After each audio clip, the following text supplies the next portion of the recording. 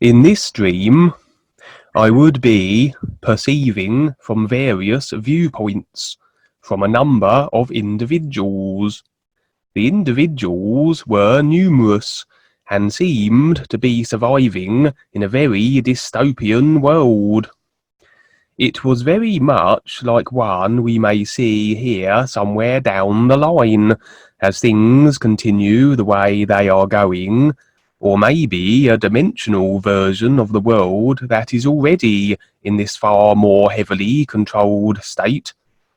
The world here, in my dream, was very automated, very robotic, and everyone who lived there was in a range of robotization from slightly to completely.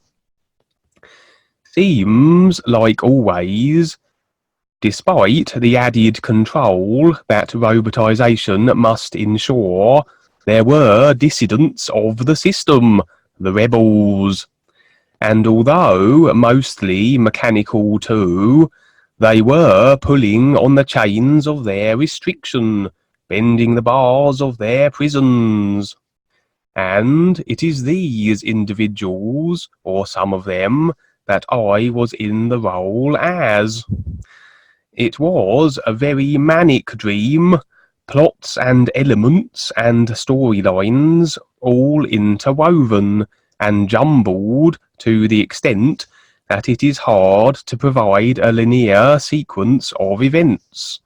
But it seemed that everyone here that I could see, through the eyes of these rebellious bots, had some strange mechanical attachment to the jaw that was a standard.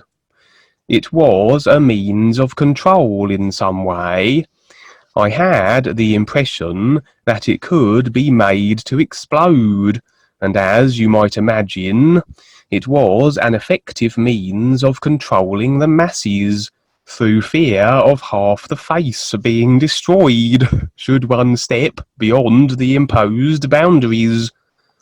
Some of the individuals I was had managed to remove these jaw attachments, but to do so they had to remove most of the jawline, and so they looked pretty gruesome. And it was then easy to identify those who had done so. It wasn't like a microchip where you might dig it loose and conceal the place where it had been beneath clothing. Some of the individuals had made fake replacement jaws and the mechanical attachments to fool the guards at the numerous checkpoints, for yes, surveillance was formidable.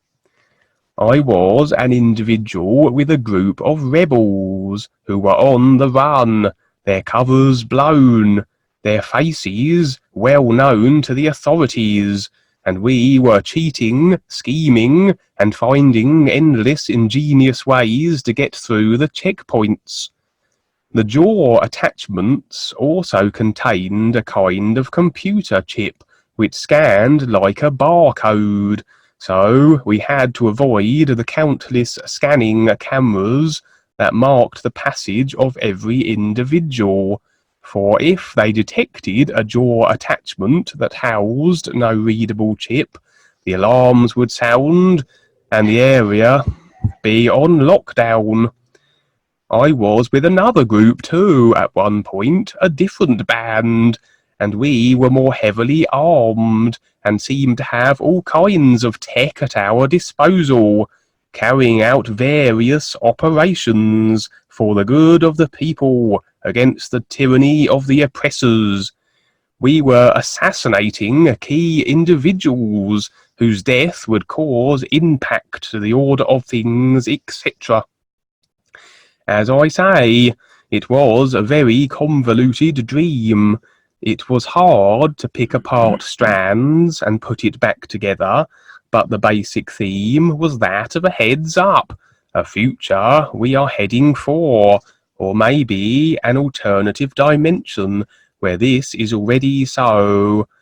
Interesting that the jaw was the target of the attachment, as though not spreading and speaking what is real and sharing what is going on, not providing opportunities for people to wake up and maybe offset what is subconsciously agreed to, will result in a guaranteed Orwellian robotized world that everyone who chooses to agree to and not bypass by making the connection to the ears and superseding such possible future lifetimes will find themselves in.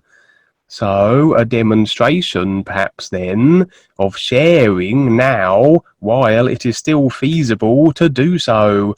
Earn your way and no longer contribute to the subconscious demise of the planet and creation, or effectively your jaw will be locked down, and a future life as a robot you may be. Also, we see in this dream that although everyone in this future world has agreed to, and is thus the effects of what they have decided, they are still fighting the system and the oppressors, which is a little like throwing stones at the movie screen. But everyone has paid for the installation of the projector and the film. The screen would be our world, which has been agreed to. And when it's there, it's a done deal, and based on everything everybody has agreed to up to this point. So, it is no use in complaining about it then and rebelling against the system.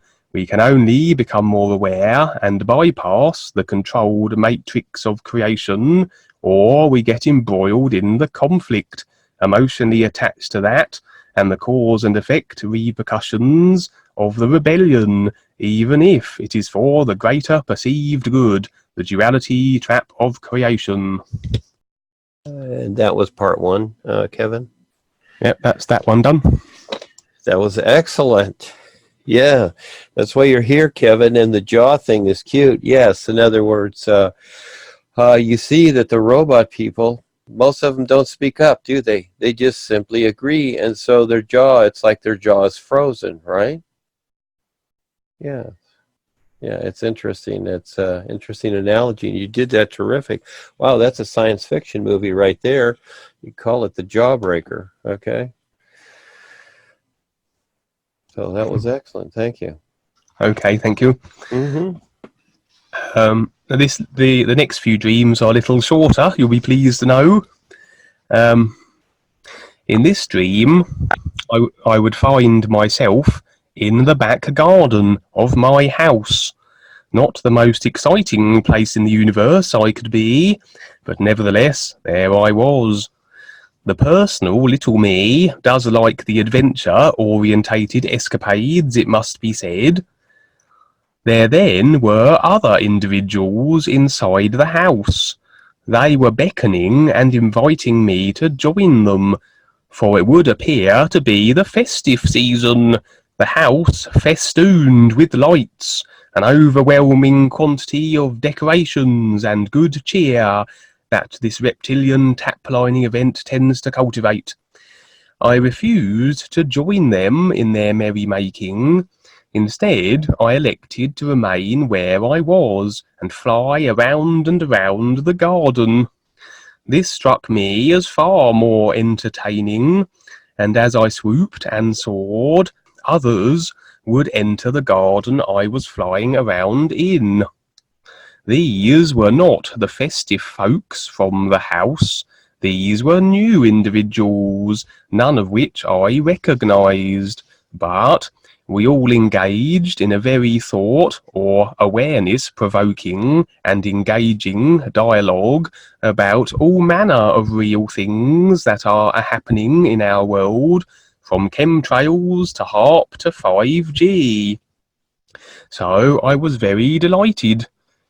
I decided to stay out here and converse with these far more interesting and awake and aware people, and then Val would arrive too, and he joined us in our discourse, and I greeted him and we shook hands.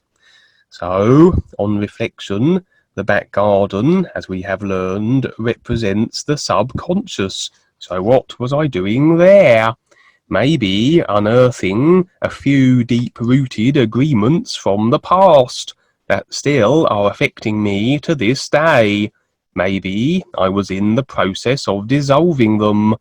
Possibly an agreement of a religious nature then, as the peoples in the house were celebrating Christmas. And even if we are not religious in this lifetime, one can be assured that at one point we did agree to religion at some stage in human history, as it's been pretty prevalent and it's still there subconsciously. We could have agreed to it thousands of years ago, and unless addressed and removed, it represents a restriction still. The fact that the house occupants were trying to entice me into the house suggests they were trying to renew my agreement to Christmas, and therefore to religion, and ultimately to control and restriction. I had the awareness to refuse, seeing the innocent enough looking marketing ploy of the ceremony for what it is, and instead went flying around the garden. The flying demonstrating then my liberation from this agreement, allowing me to reach greater heights, if you will, to recognise more so my real awareness. And this was confirmed when all the more aware people arrived, and I was with them, being to being, and also Val turning up was further verification. It's very likely that if I went in the house, I wouldn't have encountered all these aware people and Val, as the restricted position and distraction it would have caused would affect adversely my ability to perceive the life level Val and the aware team were operating on. That endeth Dream 2. Wow, Kevin, that was excellent. Yes, it's interesting. You have that objective view of how people celebrate personal self, which that's the house is. They're trying to get you in there and to, yes, keep agreeing to what they've agreed to, but you're not interested because you're the risk taker. And so, and also with the subconscious area, yes, we have to, as long as we have 5 bodies, we deal with these things. You're not going to just get rid of everything. Again, like the pollution in the air, we got to deal with it. All right, it's there every day, what have you. But now you're conscious. You're conscious of the effects that are taking place.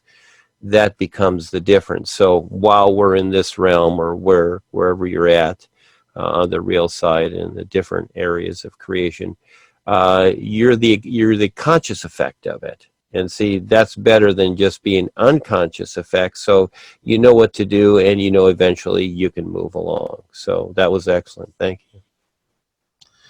Okay, thank you. And on to dream number 3. And here I find myself racing around sand dunes with Gwen. Gwen, that is my mother, for those who don't know that. And we were in these little buggies. And as we proceeded, the sand would diminish until we were in a more rockier area, a little hazardous for our buggies, and so we parked them. Confronting us now was an immense rock formation, and we knew that this was the remains of one of those giant old trees, now petrified, and with just the jagged stump remaining, like the Devil's Tower in Wyoming as an example. Fascinated, if not a bit dismayed, at what was left of a tree that must have been of unprecedented proportions and surely would have dominated the skyline, our attentions were then drawn by the arrival of a robotic creature. It didn't seem at all hostile, and besides, it was only a small robot, so far from menacing. We watched it as it trundled towards us, then would stop, and we took the moment to examine it. Then another individual arrived on the rocky scene. Greetings were exchanged, and he went on to explain how the trundling robot had once been a living creature. Naturally, we inquired as to how it had met with such a metallic fate, and it transpired that many varieties of animals had been robotized in this fashion. We learned that those responsible had wanted to discover what, if anything, animals think about, and the robotic bodies converted the very thought processes of each animal, which is a unique frequency, through a very comprehensive database of frequencies stored in the robotic brains into speech. Very ingenious, it must be said, a little cruel too, but this man was not affiliated with those responsible. I had the impression they were long gone. But this individual then proceeded to remove all the mechanical parts and restore the animal to its former organic state, of which was a small fox. This would not have been possible due to the extent by which animal and robot were fused. So it seems this individual had creation manipulating capability, so maybe he was a guide. So, a little dream then, demonstrating further features and happenings in creation, old petrified trees, long since destroyed, and forgotten robots, wandering aimlessly about, their purpose and presence as mysterious as the long-past individuals who created them. Seems though the guides are finding some of them and liberating them from their eternal metallic shells, for these are individuals too, and unless they are released from these vehicles, they would be doomed to be trapped in this manner for far longer a period of time than they should be, were they in their natural animal forms, and their process, which had ground to a halt, can resume again. Okay, that was cool. So again, you're on your adventure, you and Gwen, just like what you're doing here, and the terrain is whatever it is, and all of a sudden something approaches, and you see what this is, and there's someone else there too. So just by that approach and just by what you're doing, because you're exploring and you're presenting, all right, this is what takes place. And you see also the agreements that people have made. I would say the experience just exaggerates itself, but it's attitudes upon attitudes. It's an accumulation of them through the process of what we call lifetimes and what have you. And as long as the individual agrees to these things, well, it becomes so. We become robotic. In other words, we become restricted. A robot has only so many moves. It's like your car. It just goes back and forth. It's a robot.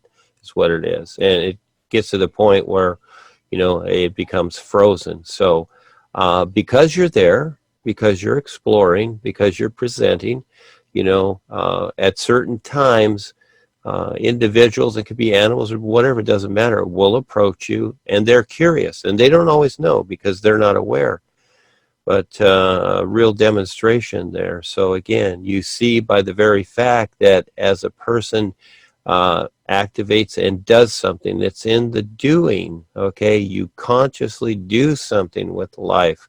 In other words, not just collect the knowledge and think, okay, I've got something here, but you actually do something creatively to be alive, like the sun shining, a real life, a real aliveness. And all of a sudden, just like the sun shining, when the sun comes out, all of a sudden the bees and the butterflies come out and whatever, and they want to be a part of this and see you have decided to make the real connection with the real light. So this is what is seen with the real awareness, and at the same time, the approach of the personal self is there also, looking for, how to get through their own restrictions, which they don't consciously see, because again, for the most part, it's hard to be objective about ourselves. And so this is where we have these experiences that show us this objectiveness. Thank you, Kevin. Go ahead. Okay, thank you, Dwayne. Yeah, so a lot of times Gwen is a little dismayed that she's not having many dreams, but she actually features in quite a lot of mine, and I always tell her about that, so them. And this dream I will call Return of the Creepy Clown. On a previous Skype, I regaled you with this dream about this individual who reminded me very much of the clown from Stephen King's book It, a creation manipulating entity and a very unpleasant character to boot. He wasn't actually a clown nor dressed as one, just reminded me of it due to his unsavoury character, as he did torment my group and I in the previous dream. So, the same individual had returned. I recognised him as the one from my dream of months ago. This time, however, I was not the subject of his unwelcome attentions. He was passing the time capturing, molesting, and killing other individuals. I observed for a time his antisocial activities. I'm fairly certain he was aware of my observing, but seemed disinclined to resume his attack on me from the dream of before. What made me certain that he both recognised the fact I was watching and indeed remembered me from our prior encounter was that he even elected to wear a clown outfit, as I had referred to him as the creepy clown. Perhaps now he was unable to cause me harm. My awareness has probably expanded to a greater degree than when I met him before, and I lean more toward my real self now in my dreams. I keep, as much as I am able, my personal self out of the way, and thus can deal with situations with greater effect. I sensed he knew this too, and probably considered it a wiser course of action to attack those he felt he could handle. So this chap certainly was a bully in every sense of the word, picking only on those he knew that would not or could not retaliate. It kind of reminded me on hindsight of one of those computer games where your character levels up, and so monsters that at one point posed a challenge no longer do, due to your level being far greater, and you can dispatch what was once a difficult or impossible foe with ease. At one point he began abusing and killing children. It was almost as though he were pushing the bar to get a reaction from me. Maybe that was the idea, to get my attention, get me emotionally embroiled, garner agreement, and stick in a tap line.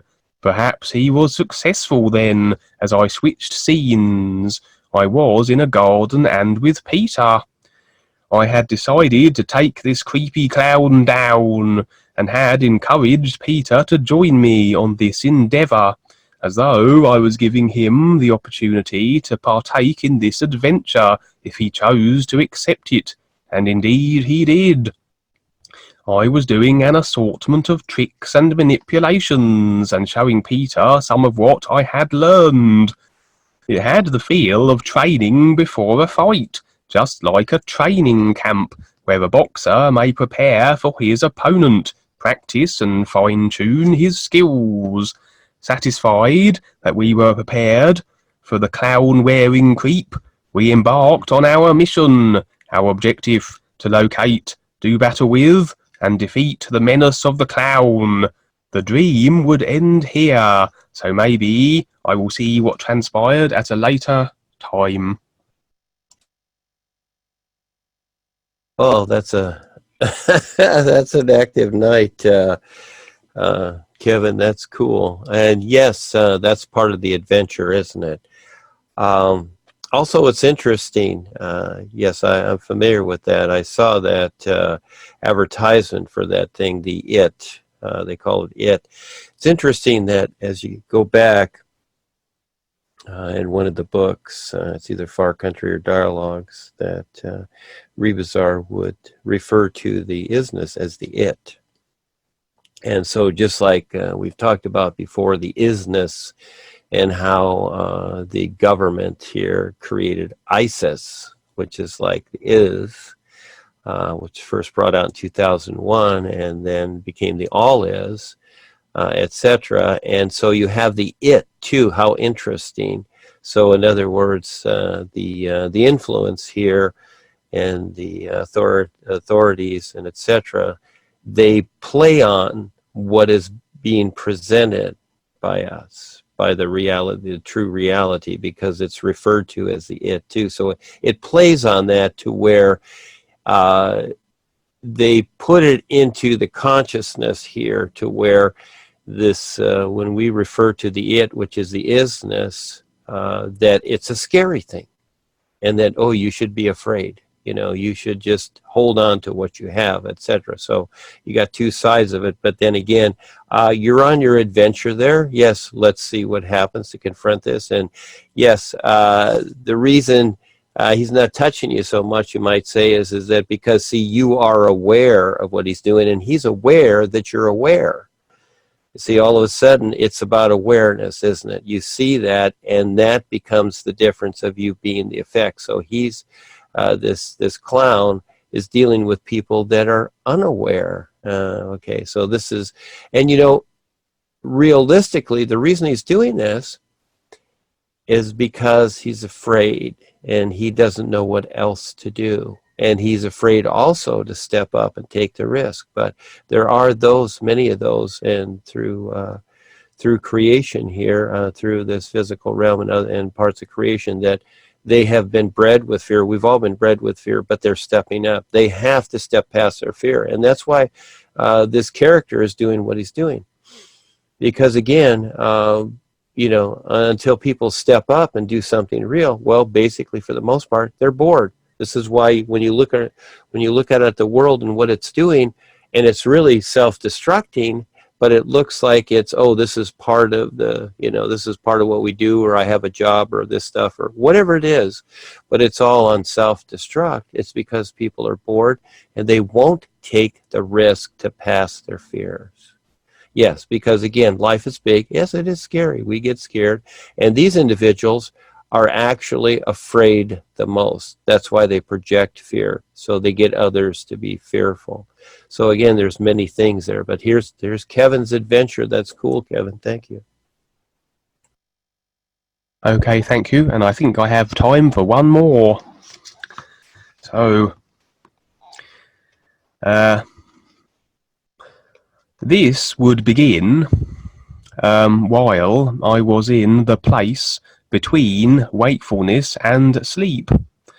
I like to maintain this state when I have the opportunity, because to remain in it, you can't be using the mental and emotional bodies, so effectively you are in a state conducive for awareness.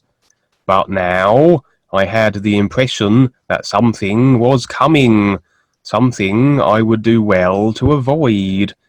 I stretched out with my awareness to get a better impression of this approaching menace. In this state of being between sleep and awake, the real me tends to have the reins of the situation, so the little me can be assured the real me will do what it needs to do.